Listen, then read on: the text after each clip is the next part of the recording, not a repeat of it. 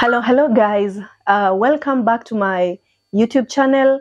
My name is Victoria Kirote and this is the Maranatha series. And on today's episode, I want to give you an amazing story of an incredible man by the name St. Padre Pio of Pietrelcina. Now, Padre Pio was given a baptism name Francisco Foggione by his parents Maria and Mario Foggione. He was one of 6 children and was born in the year 1887 in Italy. Now, Padre Pio joined the monastery, the Capuchin monastery, at the age of 15. He was always very sick, but although he was a sickly child, he took his faith very seriously. He was a very prayerful young man, and he was very devoted to the things of God. Now, moving forward, in the year 1918, he received what we call the Stigmata. And the Stigmata are the 5 wounds of the crucified Christ. Imagine he had 5 wounds on his body, on each of his arms, on the side, and 2 on his feet. Of course, every day he would experience extreme pain, but he bore the pain, and he believed that he was sharing the passion and suffering of Christ on the cross.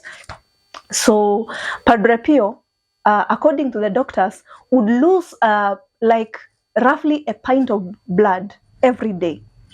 And the doctors examined his wounds for a very long time in the hope perhaps they would find that he was maybe lying, because a lot of people back in the then days used to say that that Padre Pio was lying about something.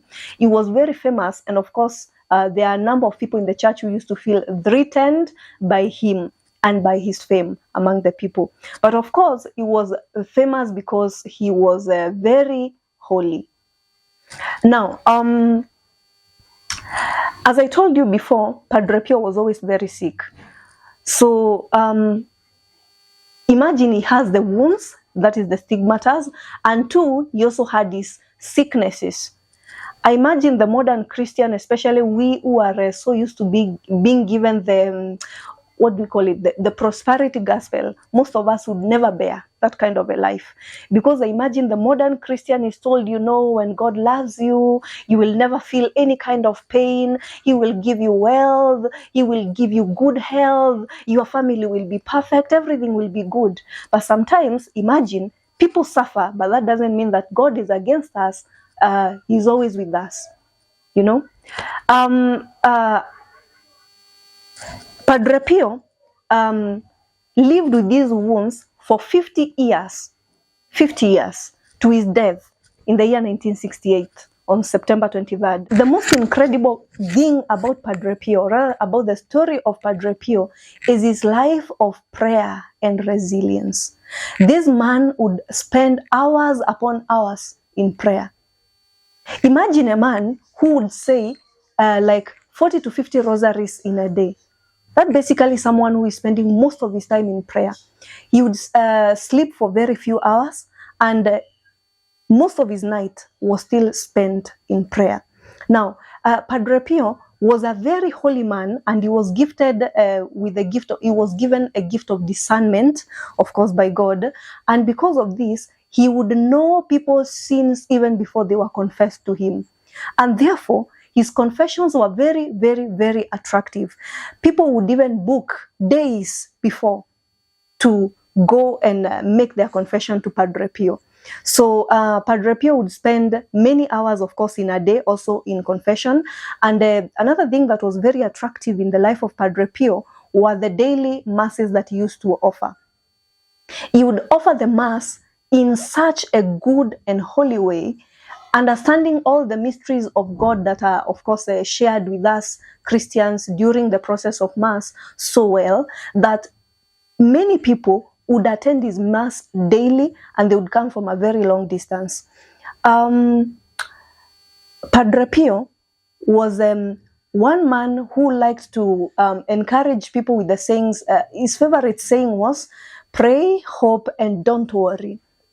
Worry is useless, but God is merciful and will hear your prayers."